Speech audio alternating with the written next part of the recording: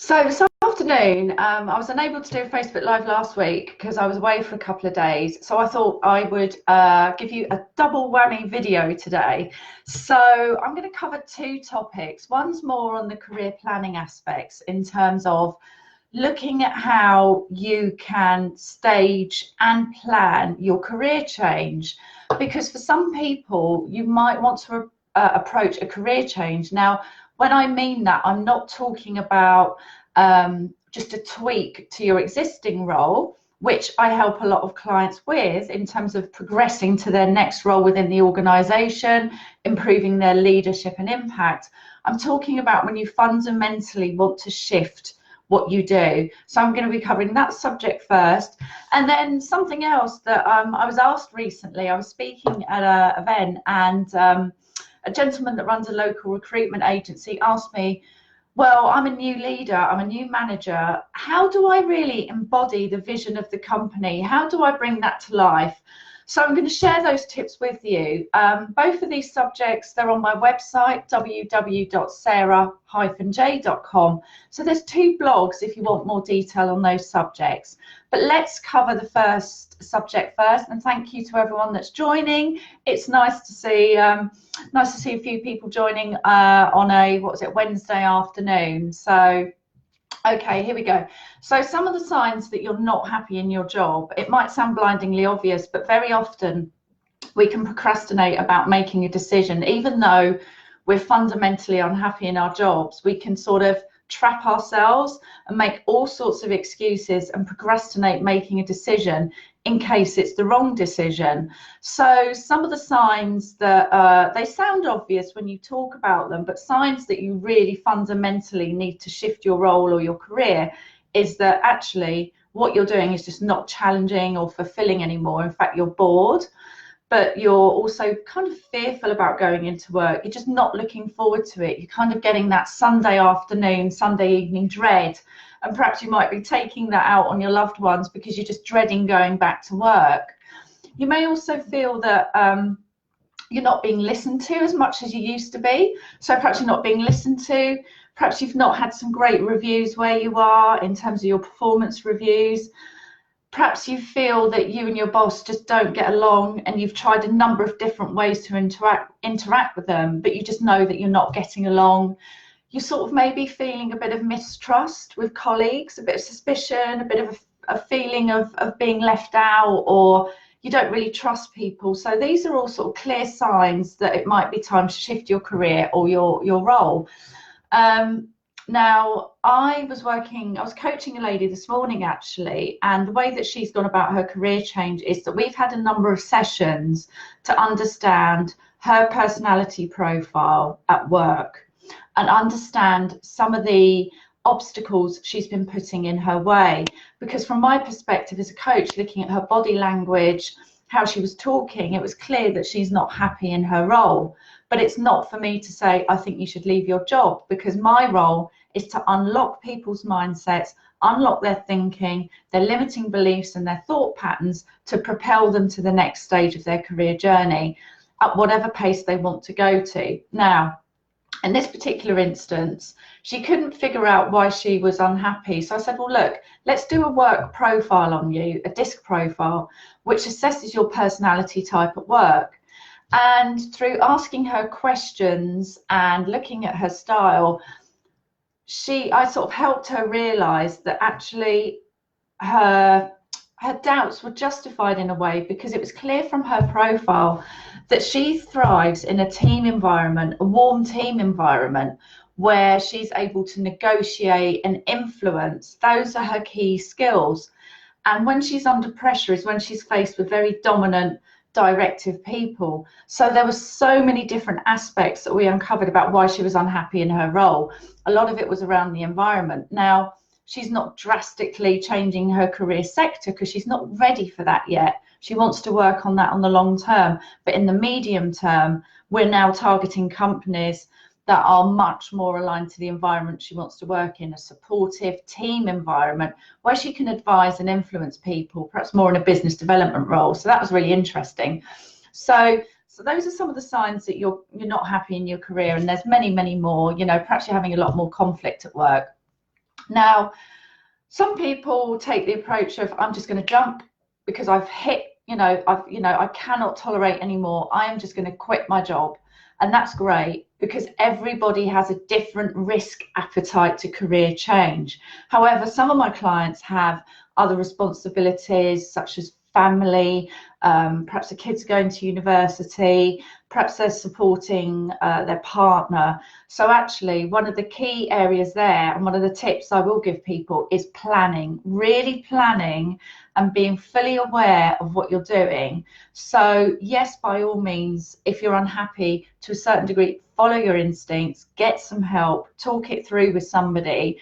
And if you really feel that you are suffering at work and you're really, really unhappy, then yeah, by all means, jumping out of your role might be the best approach for you. Perhaps that's how you motivate yourself, putting yourself under that level of what seems like pressure to other people. Some people can handle that, but if you're not that kind of person and you're just sitting there with these nagging feelings and some of the aspects I've talked about, as in, I don't think I'm in the right environment, I'm not being supported, I'm not being listened to, not really getting on with my boss, I'm dreading going to work, then really look before you leap is sometimes the answer. So really think about, are you sort of running away and recreating the same situation next time, or are you going to allow yourself some time to plan and really understand, what are my career values?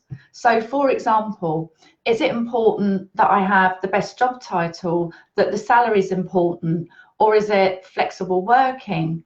Is it that I want to be listened to?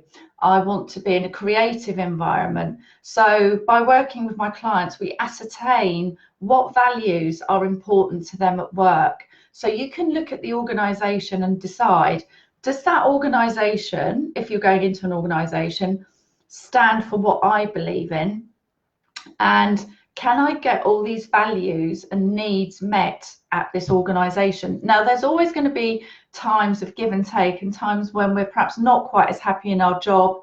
Maybe there's other stuff going on outside of work, but really take that time to plan and think about, what work do I enjoy doing? What tasks do I enjoy doing? What do I like? What do I really hate? What environment do I like to work in? Am I somebody that prefers to, for example, work on my own with data, with facts, with figures? Or am I somebody like my client that I was coaching this morning, who really needs to work in that team environment, who really needs a supportive boss? Think about your boss. What kind of boss do you work well with?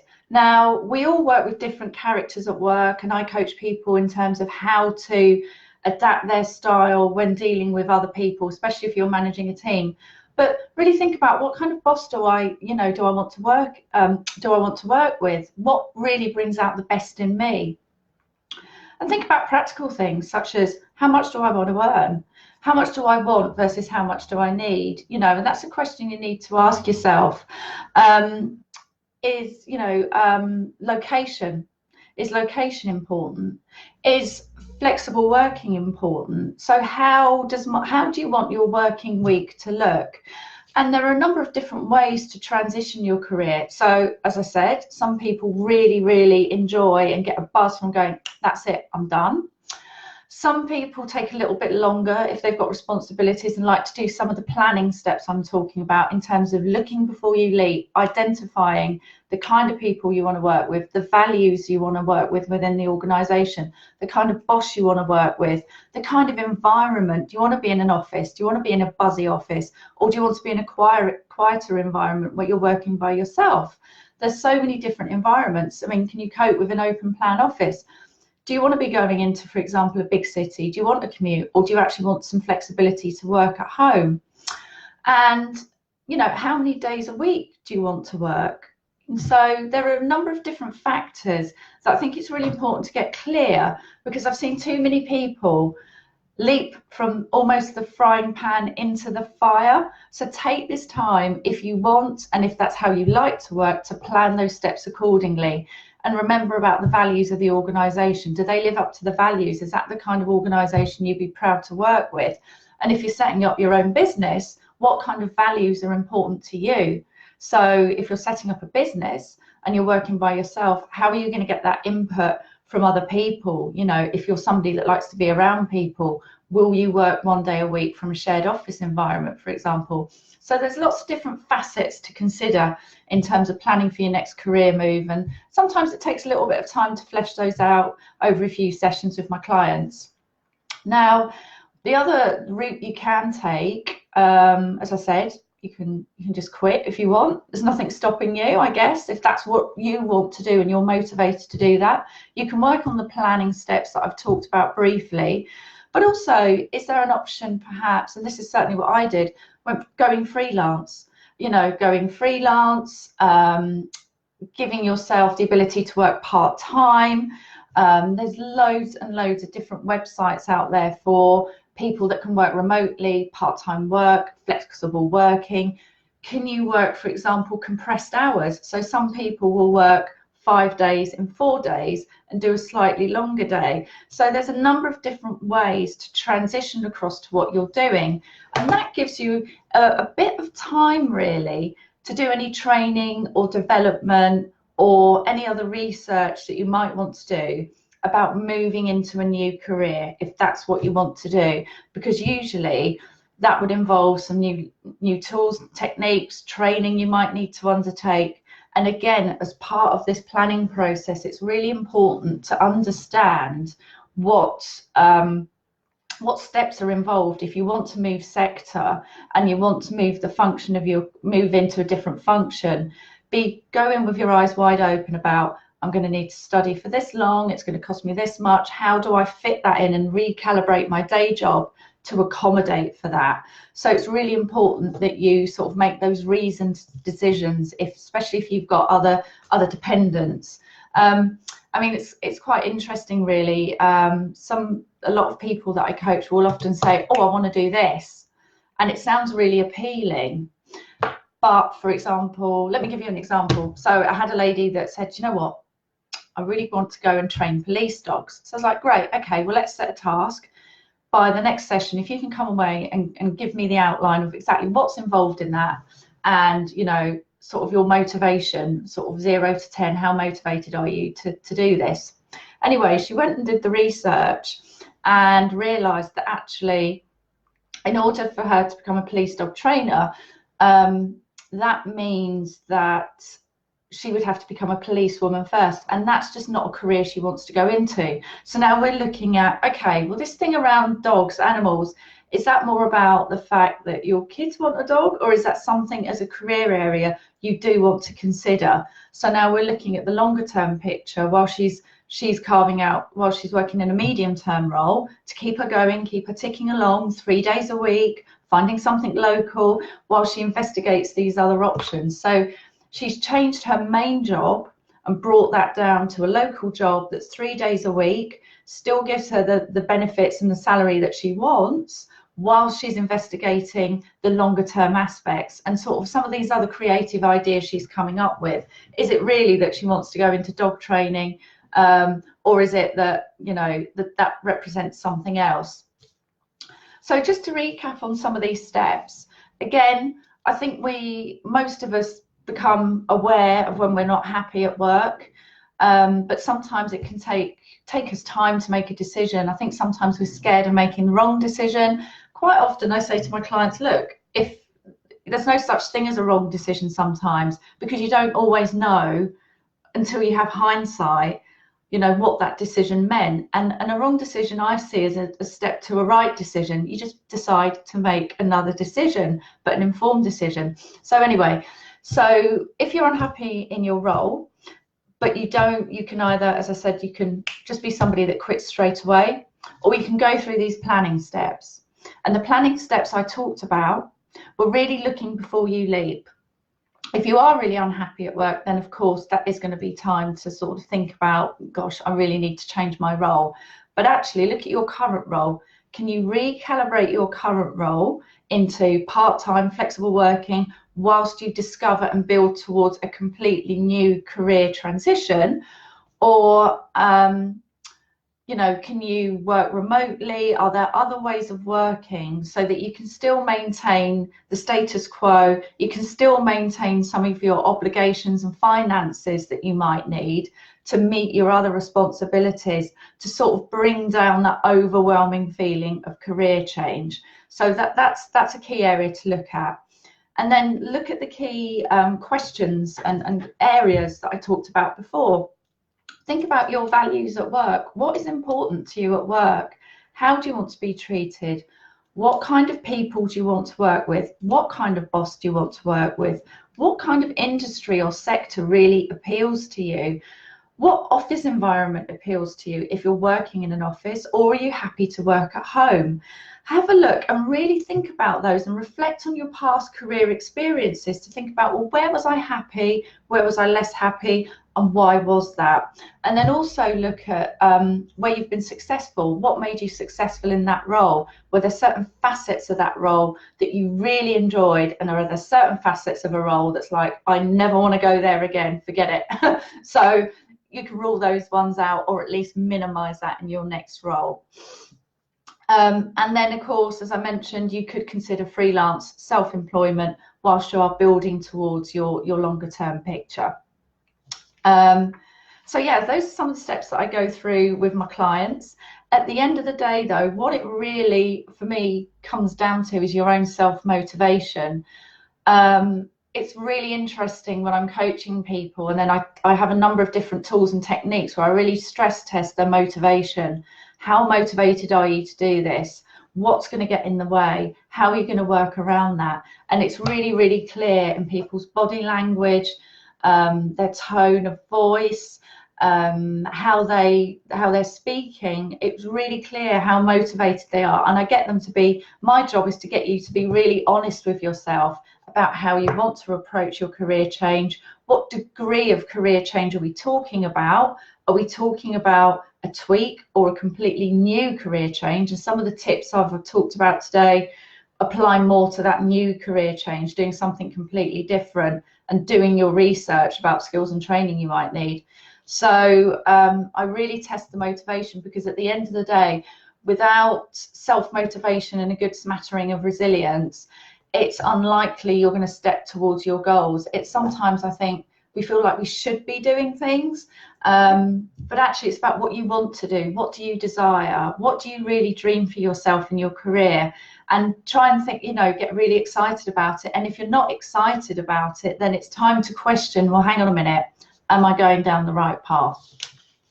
So those are my tips around if you want to transition to a new career. How do you phase it? How do you plan it? How do you know when it's time to move? And some tips of what to look for when you're moving towards your new career. The second piece that I just wanted to quickly touch on, because I didn't really have time to do a Facebook Live last week. I took a couple of days off. Hey, why not? It's been sunny over here, and it was Wimbledon, by the way. Anyway, so the other piece I wanted to talk about, and it was because I was asked about it at a networking meeting. I did a presentation on team dynamics and how to identify your own leadership style and identify what kind of leader you are. What are your characteristics as a leader? And I've got lots of different tools and tests that I work with team leaders, managers, supervisors, to really help them understand their own personal communication style and their own leadership style. And I had a great question asked of me. It was, how do I live the company vision as a leader? Now, just relating back to a conversation, a meeting I had this morning, I met a lady at Metro Bank, and one of their values and mantras is all about having zest for the customer, having a real zest, outgoing spirit. Now that, when you walk into, well, any branch that I've been into, and certainly the one today, that absolutely hits you between the eyes. You get a real feeling that they are enjoying their work. There's a good atmosphere. There's a real kind of zing and a zest about what they do. So to me, that feels authentic, because very often I think companies have a vision and it can be very overcomplicated. It can be very wordy. And actually, sometimes it can be what I call corporate wallpaper, as in it just sits on a poster, but it's not really brought to life. Now, if you're leading a team, or even if you want to set up your own business, think about your brand attributes, and what's your vision for your own business. It doesn't have to be just for working for another organization, but actually as a leader, whether you're your own boss or working as a leader, supervisor, manager, or a team, even if you're a team player, it's about embodying the company vision. And I think that's really, really important with leadership, because as a manager, we tend to be focusing more on tasks and activities. As a leader, we then get into that area of where it's our role to influence how other people interact and behave at work, to troubleshoot any problems, to manage, to lead performance. And I think if you're somebody, for example, whose the company vision is all about, I don't know, drive and energy, but it's a very slow and lethargic style you're bringing to the table, it doesn't really resonate. And when employees see that, they can smell it a mile off. I've worked with lots of organisations who seem to have a value around caring, and yet sometimes, whilst when we're leading, there are sometimes tough conversations, tough times in a company, but you can still do that in a caring way. And I think leaders can lose people when they see a big gap between, this is the vision of the organisation, these are some of the values that we embody, but this person's behaviour is the complete polar opposite of that. And I've seen that to quite devastating effect. Going back to this idea of caring as a key value, I remember I was working at a company many, many years ago, and it was about caring. And yet at the company meeting, the leader at the time chose to, quite frankly, bull people out, as in giving them a really hard time. And it just flew in the face of the company vision. And it was weird, because it was supposed to be an empowering team event, and it just had such the opposite effect, because anything he said after that about caring and how we deliver our services just fell on deaf ears, because everybody was like reeling from this kind of barracking that they just received. Similarly, when I worked for DHL, before that it was XL PLC, and the CEO, his mantra was, it's all about customer service. This is a low margin industry, so we have to be top of our game in terms of customer service, because it's like 3-5% margin, something like that. You're working to 99% success rate on your goals for the customer. And that filtered all the way down the organisation. It was a very simple vision. It was literally one line. And his attitude was, if you've got time for politics, if you've got time for complaining, you're clearly not busy enough. And that suited the organisation, because it was a fast-paced logistics industry. So, thanks for the like, Donna. Hello. Just thought I'd wave. So it really suited the organisation that I was in. So it's really important as a leader that your behaviours and your management style, you check in with your vision and say, am I really living up to this vision? And defining it is really important. And it's also important, not just from the internal perspective, but from the customer perspective, because the vision needs to come from the inside out. The vision tends to be very much an internal piece, but it's what your customers will experience from you. And your customers will experience when your employees are fed up, not performing, not feeling engaged, not feeling motivated.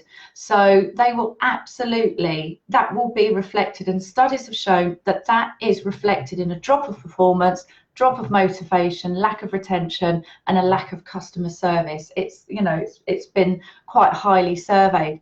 So it's really important that your vision, your values, and your behaviours all align, and that you're all on the same page internally to deliver the service that you want to externally.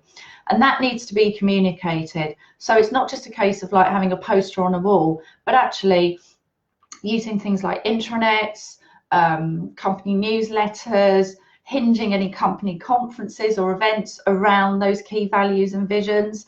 There's loads of different tools. For example, if you have a company vision that's embodied around, I don't know, entrepreneurship, is there somewhere on your intranet, or do you have an internal social media channel like Yammer or something like that, one of these internal social media channels where you can allow people to express entrepreneurial ideas? Can they get recognized for that? Is it aligned to their recognition? Is the vision aligned to recognition, performance management, how you lead as a manager? It all has to kind of be integrated. Now, as time moves on, vision and values can shift and shape according to the direction of the organisation, your own business, and there's nothing wrong in re-looking at those. And in fact, it's a really good idea. And actually, I'm a big fan of co-creating visions and values and ideas. Oh, Mark, thanks for the comment. Yeah, thank you. It's just Mark saying, great point, Sarah. Good, thank you. So it's I'm a big fan of co-creating, as in, just because you're a leader, it doesn't always mean you have to have the answers. In fact, it can be very endearing and motivating to team members if you bring them into that discussion about how to embody the vision, how to embody the values of the organisation, and work together as a team to create it. Because then it's not something that's just been handed down to you, but you've worked on it together as a team. And look at it, look at the vision, look at the values, and think, okay, so hang on a minute. How do we embody this? What are the behaviours that we want to demonstrate? What are some of the things that we can do as a service that really bring that vision and value to life? And this all goes towards bringing, you know, creating a really strong brand. As I mentioned, you know, I was in a bank this morning. It was Metro Bank, and I was having a meeting about some speaking and some networking events, and we went through the company values. And actually, I'm going to write a post on LinkedIn about it, because it really just encaptured that their values are their vision and their values are very, very straightforward. They're not rocket science, and they don't have to be. The simpler the better sometimes. And that all of their performance measurements, all of their review, how they actually treat their staff is really aligned to those values. And it says everything about how they do business and how they approach customers. So their brand is working internally and externally. So yeah, so that was a bit of a two-part video today. So the first bit was about career transition and how to plan. Well, first of all, how to identify when it might be time to move, and how to plan a transition if you're not quite ready to say, do you know what, I've had enough and I'm jumping. I've given you some tips on how to do that, and the different steps and research you might want to do before, you know, looking before leaping, so to speak. And then the second part we talked about today was about how you live the company vision as a leader, how you bring that to life, and what that means for you when you're leading a team. So yeah, those are my two videos for today. I did want to let you know that on the 4th of August, I don't think I've got anyone from Birmingham. I might do, actually. I've seen a couple of people from around the UK. If anyone's in Birmingham on Saturday the 4th of August, I think Mark might be, then I'll be speaking at Des O'Connor's Women in Business conference. It's a free conference. It takes place at Youre in Birmingham, and it's covering different aspects of careers and business. And I'll be delivering a 30-minute interactive presentation about how to get out of a career rut and find a job you love. So if you go to I think it's desoconnors.com, or just look up Des O'Connor's Women in Business, Saturday the 4th of August at Youre in Birmingham. I'll pop it on Facebook, and you've probably seen some of my post. Oh yes, Mark's going to be speaking there as well. Mark, what subject are you going to be speaking about on the conference? At the conference, are you allowed to tell us? Mine's about career ruts and how to find the career you love. What's yours about? See if he types back a comment. But anyway, so it's an all-day conference. It's free, and even though it's called Women in Business, obviously men are perfectly welcome to attend. It looks like it's going to be a really, really interactive conference with lots of great speakers. And, you know, if anybody does want a copy of my slides afterwards about some tools and tips about how to get out of a career rut, then please just get in touch. But anyway, I'll leave it here for today. I hope you're all, well, if you're in the UK, enjoying the sunshine. I mean, it's amazing, isn't it? So have a great rest of the day, have a great evening, and I look forward to catching up with you actually on Friday night, 8 o'clock in the evening.